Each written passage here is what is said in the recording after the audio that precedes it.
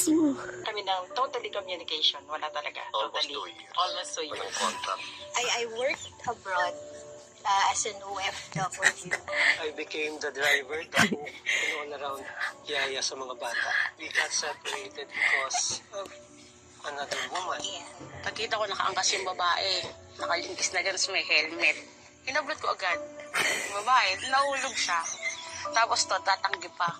Galit yung pumalit sa akin para sa kanya. Talagang wala na, nagsabi ko ayaw na makipagpalit. Ano yun? Okay. Hindi.